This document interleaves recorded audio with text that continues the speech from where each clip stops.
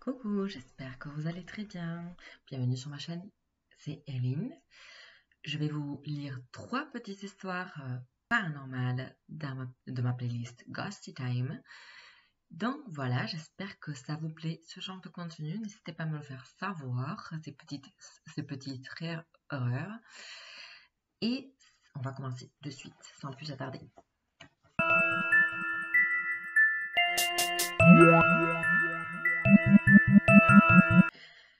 La malédiction du château de Lunéville. Un château maudit. On l'imagine perdu dans les Carpates, au sommet d'une montagne inaccessible où jamais le soleil n'affleure. Il en existe cependant un très proche de nous, à Lunéville, en Lorraine. Là-bas, pas de montagne ni de donjon secret. C'est une demeure ducale, on ne peut plus classique. Directement inspirée du château de Versailles, elle pourrait inspirer la plénitude, si l'on oubliait sa tendance à être détruite par les flammes depuis 1719. Depuis cette année-là, pas moins de 13 incendies graves se sont déclarés dans la vaste demeure et tous sont restés inexpliqués. Le dernier date de 2003. Pour les sceptiques, c'est une triste coïncidence. Pour les autres, ce n'est que l'accomplissement de la vengeance d'un singulier personnage. Nicolas Ferry naît dans les Vosges en novembre 1741 et sa réputation est immédiate. En effet, l'enfant souffre de nanisme et ne mesure que 24 cm à la naissance.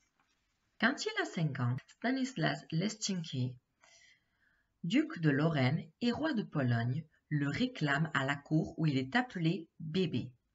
Nicolas est d'un caractère capricieux et irascible.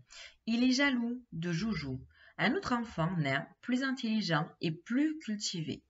Nicolas veut tout et s'il ne l'obtient pas, il n'hésite pas à se montrer violent.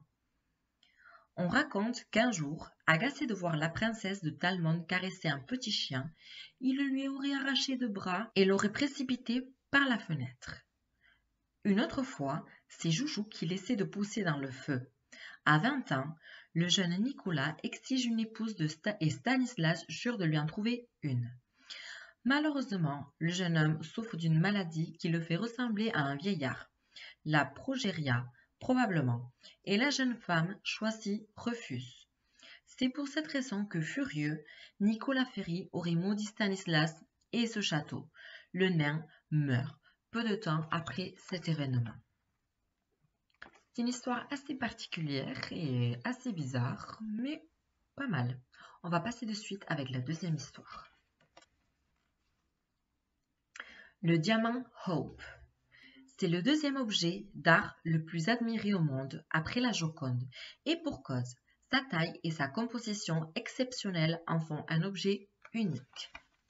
On peut l'admirer aujourd'hui au National Museum of Natural History à Washington, mais il faut savoir qu'il a connu, avant d'être exposé là, un parcours singulier et que les différentes personnes qui sont entrées en sa possession ont vécu une histoire tragique.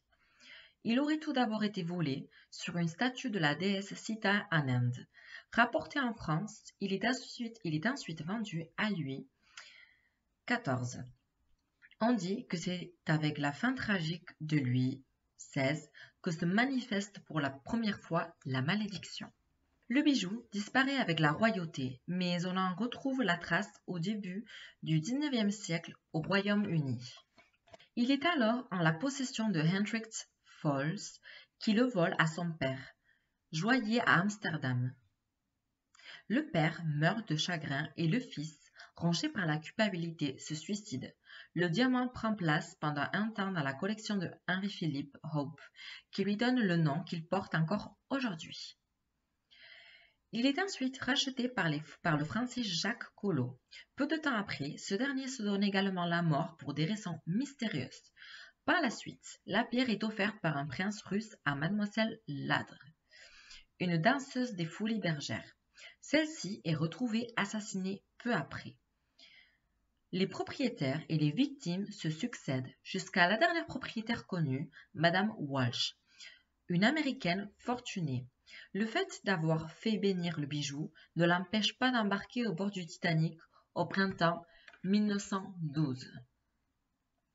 Donc, ça se trouve, c'est à cause de cette dame qui a eu ce grand accident du Titanic, au final, si on y réfléchit.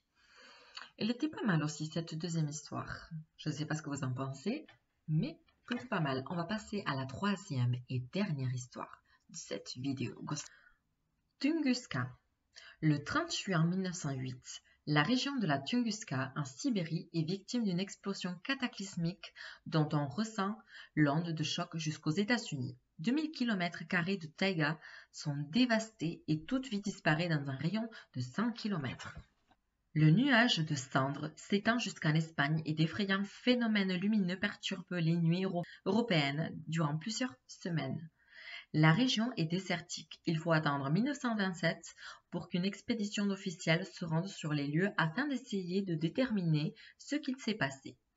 Pour Léonid Kulik, qui dirige l'expédition, une météorite s'est écrasée et c'est bien ce qu'il entend prouver. Mais sur place, il doit se rendre à l'évidence. Il n'y a plus rien, ni vie, ni météorite. D'autres expéditions suivent et d'autres théories émergent. Mais aujourd'hui encore, nul n'est capable d'identifier avec certitude la nature de l'objet qui est tombé ce jour-là en Sibérie. Voilà pour la troisième et dernière histoire de cette vidéo qui était plutôt, je dirais, plus paranormale mais scientifique aussi à la fois.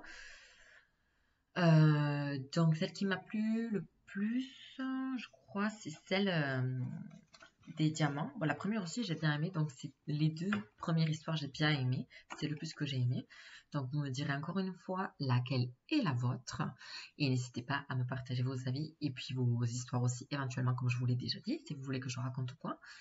Donc voilà, nous on se retrouve très très vite dans une nouvelle vidéo de la playlist Ghosty Time. Ciao ciao.